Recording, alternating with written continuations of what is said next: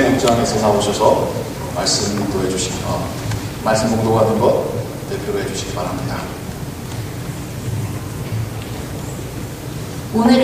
오늘 말씀은 창세기 22장 1절에서 19절입니다. 다 함께 읽겠습니다. 그 일 이후에 하나님이 아브라함을 시험하시려고 그를 부르시되 아브라함아 하시니 그가 이르되 내가 여기 있나이다. 여호와께서 이르시되 내 아들 내 사랑하는 독자 이삭을 데리고 모리아 땅으로 가서 내가 내게 일러주는 한 산 거기서 그를 번제로 드리라. 아브라함이 아침에 일찍이 일어나 나귀의 안장을 지르고 두 종과 그의 아들 이삭을 데리고 번제에 쓸 나무를 쪼개어 가지고 떠나 하나님이 자기에게 일러주신 곳으로 가더니 제3일에 아브라함이 눈을 들어 그 곳을 멀리 바라보니라.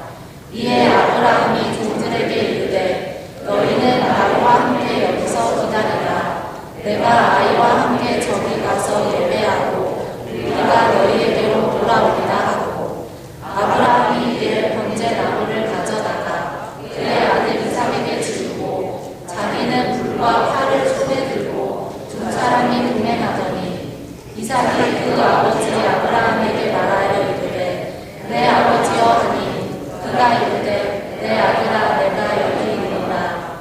이삭이 이르되 불과 나무는 있거니와 번제할 어린 양은 어디 있나이까. 아브라함이 이르되 내 아들아 번제할 어린 양은 하나님이 자기를 위하여 친히 준비하시리라 하고 두 사람이 함께 나아가서 하나님이 그에게 일러주신 곳에 이른지라. 이에 아브라함이 그곳에 제단을 쌓고 나무를 버려놓고 그의 아들 이삭을 결박하여 제단 나무 위에 놓고 손을 내밀어 칼을 잡고 그 아들을 잡으려 하니 여호와의 사자가 하늘에서부터 그를 불러 이르시되 아브라함아 아브라함아 하시는지라.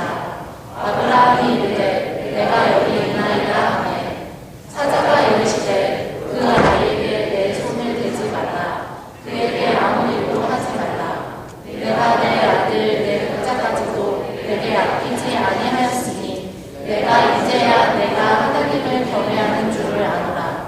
아브라함이 눈을 들어 살펴본즉 한 순양이 뒤에 있는데 뿔이 숯불에 걸려있는지라. 아브라함이 가서 그 순양을 가져다가 아들을 대신하여 번제를 드렸더라.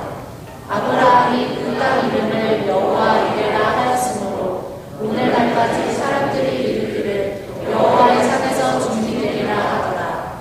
여호와의 사자가 하늘에서부터 두 번째 아브라함을 불러 이르시되 여호와께서 이르시기를 내가 나를 가리켜 맹세하노니 내가 이같이 행하여 내 아들 내 독자도 아끼지 아니하셨은즉 내가 내게 큰 복을 주고 내 수가 크게 번성하여 하늘의 별과 같고 바닷가의 모래와 같게 하리니 내 씨가 그 대적의 소문을 차지하리라.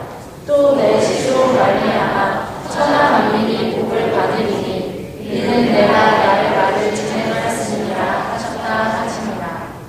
이에 아브라함이 그의 종들에게로 돌아가서 함께 떠나 그의 사연에 이르러 거기 거주하였더라. 이것은 하나님의 말씀입니다. 말씀 위하여 함께 기도하겠습니다. 하나님, 이 시간 우리가 하나님의 기록된 말씀을 함께 읽으며 들었습니다. 이 말씀 안에 하나님께서 오늘날 우리에게 주시는 생명의 메시지가 담겨 있음을 믿습니다. 계속해서 묵상해 갈 때에 성령께서 우리 안에서 그 말씀을 깨닫게 하시고 우리로 변화되게 하시고 우리로 순종하게 하실 것을 믿사옵나이다. 예수 그리스도의 이름으로 기도하옵나이다. 아멘. 성경 속 사람 이야기, 그 네 번째 사람 아브라함을 우리가 오늘 함께 묵상하기를 원합니다. 여러분, 아브라함은 어떻게 알고 계십니까? 믿음의 조상이라고 하는 별명이 있죠. 믿음의 조상. 참 믿음이 많았던 것 같습니다. 이런 이름까지 붙여질 정도라면요. 그러나 그가 처음부터 믿음의 사람이었던 것은 아닙니다.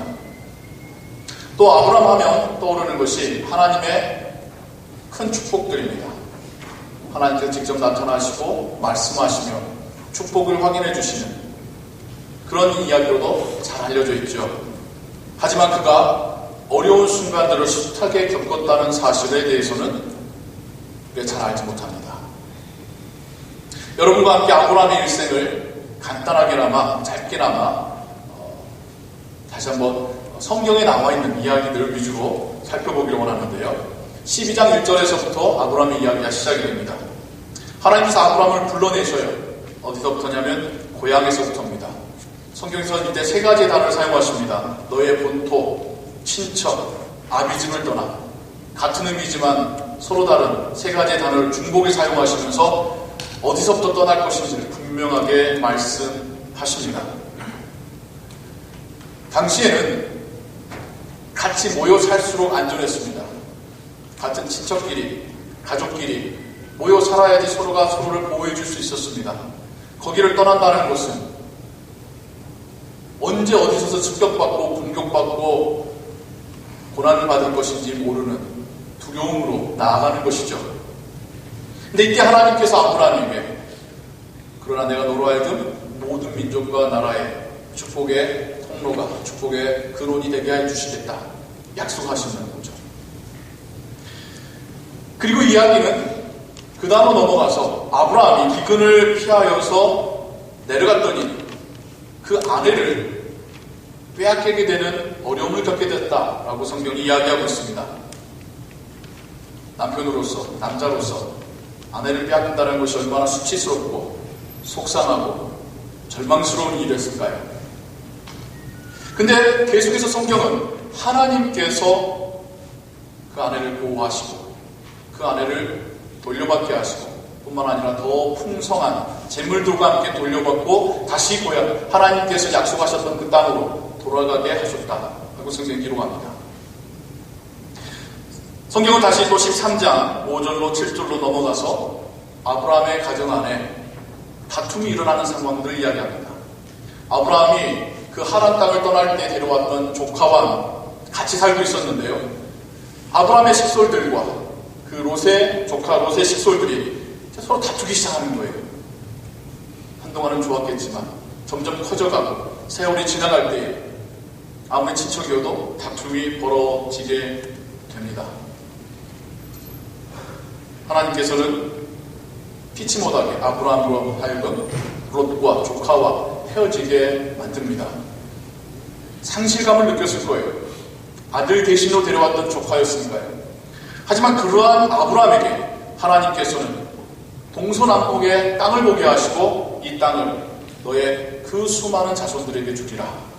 다시 한번 약속하시며 그를 위로하십니다. 이야기가 14장으로 넘어가면 그 조카 롯의 가족이 그 지역에서 일어난 여러 나라들의 전쟁 가운데 포로로 잡혀갔다는 소식이 들려오게 됩니다. 아브라함으로서 삼촌으로서 얼마나 안타깝고 다급했겠습니까? 자기 집에서 키웠던 318명의 그 수하들을 데리고 그 연합군에게 쫓아갑니다.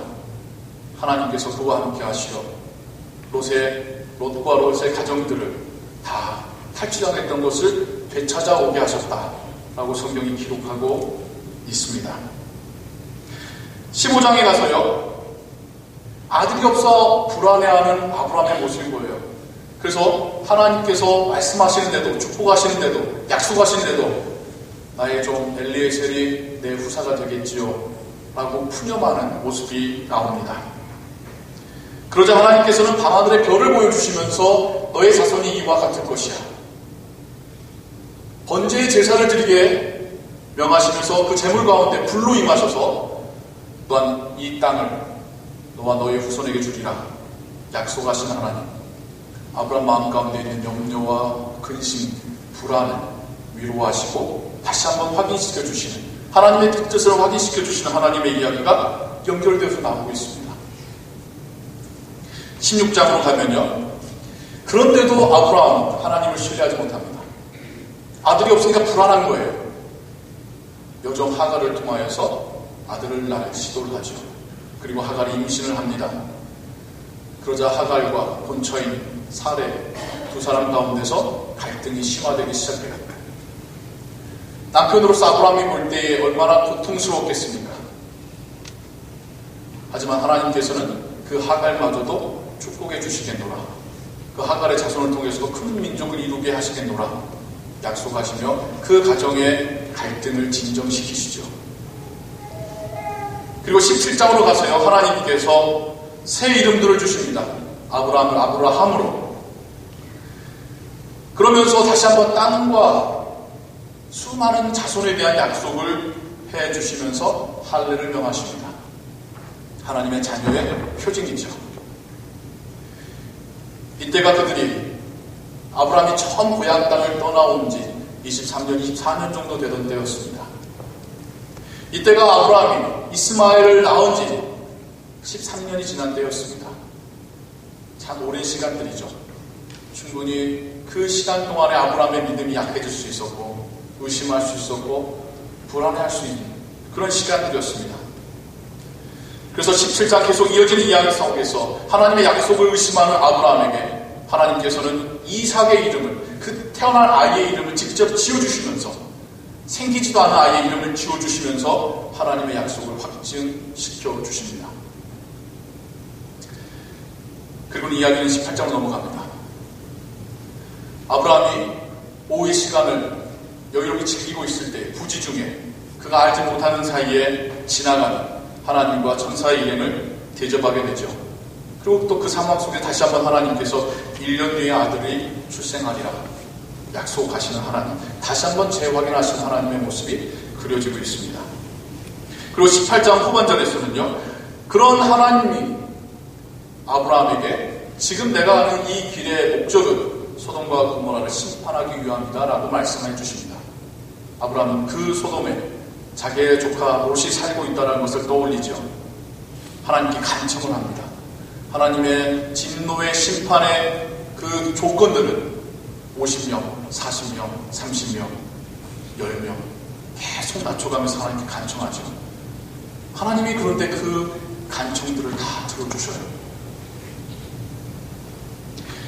이야기는 다시 20장으로 넘어가면요, 다시 한번 아브라함이 남쪽으로 내려갔다가 자기의 아내를 빼앗기는 상황이 그려집니다.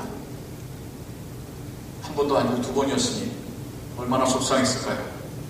근데 다시 한번 성경은 하나님께서 그 사라를 지켜내셨다라고 기록하고 있습니다. 하나님께서 약속하셨던 그 메시아의 계보를 지키시기 위하여 사라를 지키신 것이죠. 그리고 21장에 가서 드디어 하나님께서 약속하셨던 그 아들 이삭이 태어납니다. 아들 이삭이 태어나자 먼저 태어났었던 이스마엘과의 갈등이 그 집안 안에서 일어나게 되죠. 하지만 하나님께서는 하갈과 이스마엘마저도 보호하시고 축복하시겠노라, 큰 민족을 이루겠노라 라고 약속해 주십니다. 이야기는 그 다음으로 넘어가서요, 부엘세바라고 하는 지금 여러분들이 알고 계시는 예루살렘보다 조금 남쪽의 그 땅에서 그 땅을 지키는 아비멜렉과 우물을 놓고 싸우는 이야기가 나옵니다. 갑자기 왜 엉뚱하게 우물 이야기인가? 우리가 1, 2년 전에 토리도 지역에서 먹을 물이 오염이 돼가지고 한 2, 3일간 아주 어려움을 겪었었던 적 여러분 기억나십니까? 그 지역은 우물은 생명입니다. 타기도 힘들고 한번 팠으면 꼭 지켜야 되는 것이죠. 그걸 빼앗기는 거예요. 이런 다툼이 일어나게 되었습니다. 그게 아브라함을 다시 한번 긴장하게 하고 근심하게 하고 힘들게 했었겠죠. 하지만 그 사건을 또 하나님은 은혜롭게 해결되게 하시면서 아브라함과 아비멜렉 사이에 평화 조약을 맺게 하십니다. 그리고 나서야 비로소 그 땅에서 아브라함이 장기 체류를 하게 됩니다. 무슨 말인지 이해 잘 안 되실 텐데요, 그 전까지 아브라함은 손님이었습니다. 이민자였어요. 오늘날의 이민자보다 더 열악한 상황의 이민자입니다. 네가 뭔데 우리 땅에서 나가 라고 그 땅 사람들이 말할 수 있는 그런 이민자였습니다. 그렇기 때문에 기근이 오면 남쪽으로 옮겨가고 무슨 일이 있으면 자리로 옮겨야 되었던 떠돌이 생활을 살고 있었던 것이죠. 하지만 이 사건을 계기로 그와 그의 자녀들이 계속해서 거주할 그 근거를, 만들게 됩니다. 그리고 나서 22장에서 오늘 우리가 읽었었던 성경의 이야기가 나옵니다. 이제야 좀 마음 편하게 살 것 같은데 아들도 생겨났고 이제 거주할 곳도 이제 어떤 명분도 얻게 되었고 이제야 좀 살겠다 생각하는 그 아브라함에게 하나님께서 다시 한번 어려운 명령을 주셔요. 제가 좀 전까지 나열했었던 아브라함의 삶들은 대부분이 아브라함 때문에 일어났었던 그런 어려움들이었다고 한다면 이번만큼은 하나님께서 그것을 유발하십니다. 네 아들, 네 사랑하는 독자 이삭을 내게 바치라. 그냥 바친 것도 아니에요. 번제로 몸을 토막내고 불태워서 드리는 번제로 바치라. 하나님께서 명령하십니다. 처음 그 고향의 땅을 떠날 때에도 내 본토, 친척, 아비집을 떠나라 3번에 걸쳐서 중복에 말씀하셨던 것처럼 이번에도 다른 아들이 아니라 너의 아들, 네가 사랑하는 아들 이삭을 바치라. 하나님께서 분명하게 지적하시고 지명하시면서 명령하십니다. 얼마나 아브라함이 스트레스를 받았을까요? 우리 같으면 알아놓을 겁니다. 긴 이야기를 짧게 해서 아브라함이 하나님 앞에 그 이삭을 가지고 갔을 때 하나님께서 이미 순양을 준비해 놓으셨음을 성경이 이야기하고 있습니다. 뿐만 아니라 그 순간 하나님께서 내가 이제 네 믿음을 확인하여노라. 자손과 땅과 앞으로 열방의 축복이 될 것에 대한 약속을 한 번 더 분명하게 말씀해 주시죠. 그리고 그 다음 장 23장 가면요 아브라함의 이야기 하나 더 나옵니다. 오랜 생활을 같이 해왔던 아내 사라가 죽습니다. 근데 매장할 땅이 없는 거예요. 손님이니까, 이방인이었으니까, 이민자였으니까. 그 땅 가운데는 그 어느 한 토막도 내 것이라 권리를 주장할 수 있는 땅이 없었기 때문에 아브라함이 마음이 아팠겠죠. 하지만 그 사건을 계기로 막벨라 굴에 그 토지를 값을 치르고 구입하게 됩니다. 그 전까지는 땅 문서가 없었던 아브라함이 이제 영원히 자신의 아내와 자신과 자신의 아들들이 자녀들이 묻힐 수 있는 매장지를 얻게 됩니다. 제가 간단하게 설명드렸던 아브라함의 인생들을 한번 생각해 보세요. 두 가지가 항상 같이 일어나요. 아브라함에게 일어나는 어려움들, 고민들, 갈등들, 그가 해결하기 어려운 상황들. 그러나 그 상황마다 항상 하나님의 은혜가 같이 따라오고 있습니다. 그 상황들마다 하나님께서 하나님의 약속을 다시 한번 재확인하시던지 아니면 하나님께서 그 상황들을 해결하시던지 하나님께서 역사하시니 그 매번의 상황들마다 같이 따라 나오고 있더라는 것입니다. 아브라함의 인생 가운데 항상 문제가 있어 왔습니다. 그냥 믿음의 조상이라는 한 단어로 표현하기에는 그는 믿음이 약했었고 축복받은 사람이라고 말하기에는 그는 너무 많은 어려움들을 겪으며 살아가야 했습니다. 한순간도 근심과 걱정이 없었던 때가 없었습니다. 내 땅이 아니니까, 내 민족이 아니니까, 내 이웃이, 내 친척이 아니니까 언제든지 공격받을, 언제든지 빼앗길 것에 대한 두려움. 바깥에서뿐만 아니라 안에서도 아들이 없는 것에 대한 근심, 미래에 대한 불안, 또한 그 가정 안에서 일어나는 다툼들. 아브라함이 편하게 지냈던 것이 결코 아닙니다. 그가 갖고 있는 걱정도 작은 걱정들이 아닙니다. 하지만 성경은 줄기차게 그가 어려움을 겪을 때마다 하나님께서 그를 만나주시고 약속해주시고 보호해주셨다라고 말하고 있습니다. 성경은 우리에게 한순간도 하나님은 그를 내버려 둔 적 없으시다 라고 말씀하고 있는 것이죠. 그가 염려할 때에 하나님은 축복의 약속으로 그의 마음 가운데 소망을 주셨고요. 그가 위험에 처했을 때에는 하나님께 직접 나서셔서 그를 보호해 주셨습니다. 그렇게 힘든 인생 살아갈 때에 그런 일들을 겪어낼 때에 점차로 아브라함의 믿음도 단단해져 갔던 것이죠. 그리고 오늘 우리가 읽은 성경의 부분은 그 믿음이 이제는 충분히 익었을 때에, 충분히 이루어졌을 때에 하나님께서 그에게 나타나셔서 하신 말씀이라는 겁니다. 도저히 사람이 순종할 수 없는 명령입니다. 다른 것도 아니고 아버지 보고 아들을 죽이라니, 인륜으로도 이해할 수 없는 명령입니다. 어떻게 낳은 아들인데요? 근데 아브라함은 그 명령에 순종합니다. 여러분 한번 상상해보자고요. 그 3일 동안 아브라함 마음속에 얼마나 힘들었을까? 지금까지 아브라함이 겪었을 그 모든 스트레스보다 더 큰 스트레스를 받았을 것입니다. 옆 동네도 아니고 3일을 걸어가야 됩니다. 걸어가는 내내 그 아들을 생각하면서 얼마나 마음이 불편했을까요? 그리고 산 위로 올라가야 합니다. 그 아들에게 그 아들을 불태우고 나무를 등에 지게 하고, 하나 아버지 재물이 어디 있나요? 하는 그 순진한 질문에 하나님께서 준비하실 거야 둘러대서 대답하고 그 아들을 데리고 올라갑니다. 그리고 그 아들을 밧줄로 묶고 돌 제단 위에 눕혔을 때 아마 아버지로서 아브라함은 눈물이 왈칵 쏟아졌겠죠. 그리고는 칼을 집어듭니다. 이때 하나님의 은혜가, 하나님의 음성이 들려오죠. 아브라함아, 아브라함아, 그 아이에게 손을 대지 마라.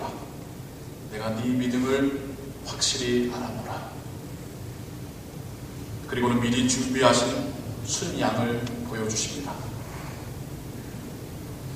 우리는 이 이야기에서 하나님께서 우리에게 주시려는 그 메시아에 대한 이야기, 그 큰 그림의 한 퍼즐 조각을 발견하게 됩니다. 하나님께서 우리를 구원하시는 메시아의 이야기는 결국에는 아들을 죽이는 아버지의 이야기더라는 것이죠. 저는 애초에 하나님께서는 이삭을 죽일 생각이 없으셨을 거라고 생각합니다. 그러나 아브라함에게도 보여주시고 우리에게도 지금 보여주시는 거예요. 마치 이 장면이 우리에게 이렇게 말씀하신 것 같아요. 아버지가 아들을 죽이기가 얼마나 힘든지 알겠지? 그런데 나는 너를 구원하기 위해서 내 아들 죽인 거야. 내가 아브라함에게는 차마 그 아들을 죽이지 못하도록 했지만, 근데 나는 너를 구원하기 위해서 내 아들을 죽인 거야. 하나님은 이 메시지를 우리에게 주시고자 아브라함의 그 일을 겪게 하셨고 기록되게 하셨습니다. 그 험난한 삶을 살았던 아브라함, 결국에는 이 상황을 이겨내게 하기 위하여서, 이 상황을 우리에게 메시지로 전해주기 위하여서 하나님께서는 그의 인생을 이끌어 가셨고, 그가 어려움을 겪을 때마다 나타나시고 지켜주시고 약속해 주셨던 것입니다. 여기 있는 우리 중에 편하게 살아오신 분 있으십니까? 지금 세상에서 말하는 금수저 물고 태어나신 분 있으십니까? 없죠.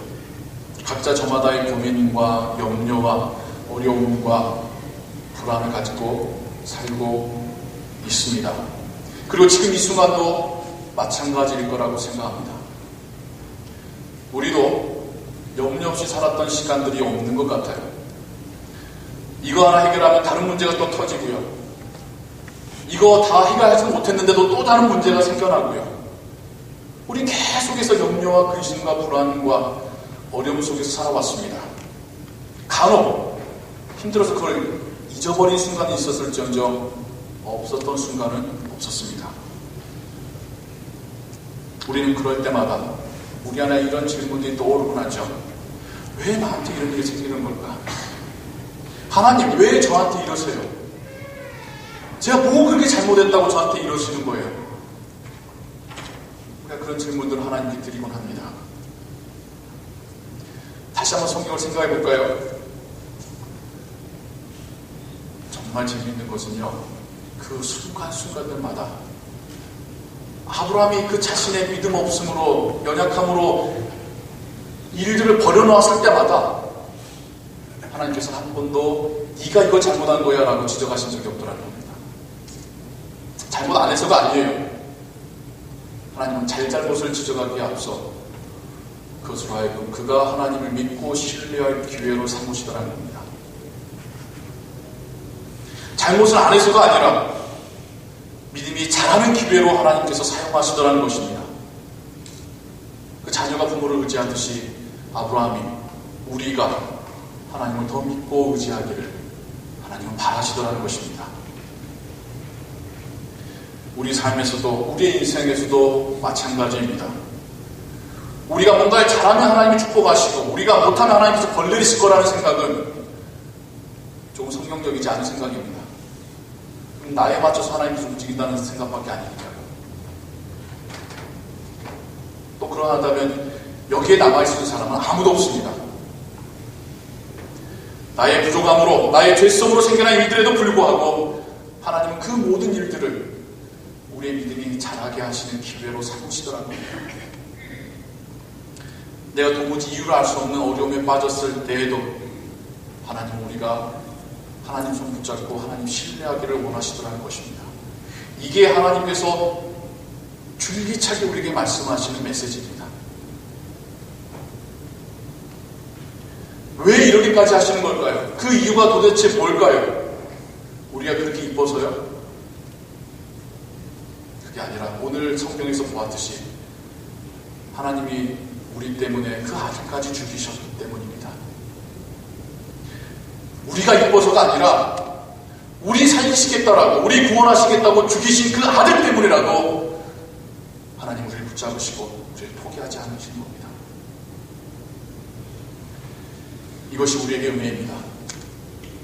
이것이 우리가 왜 하나님 나라까지 갈 수 있는지에 대한 이유입니다. 나 때문이 아니라 예수님 때문입니다. 그리고 하나님은 우리의 그 인생 여정 가운데 어려움을 겪을 때마다 우리가 하나님 의지하길 원하십니다. 우리가 바뀌길 원하십니다. 우리가 어려움 겪을 때 오히려 하나님은 더 우리 안에 나타나시고 역사하시고 하나님 살아계시다라는 것을 우리에게 보여주십니다. 사랑하는 성도 여러분, 지금도 그러시겠지만 앞으로도 우리는 어려움으로부터 자유로워질 수가 없어요. 이 세상을 살아가는 동안.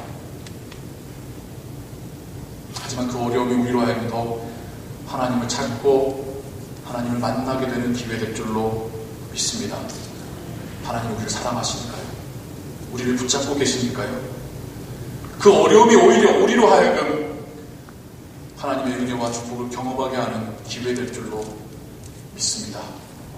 어려움의 그 순간에 하나님을 바라보신다면요. 하나님께 나아가신다면요. 이런 삶 살다가 하나님과 동행한다는 것이 이런 삶을 살아가는 겁니다.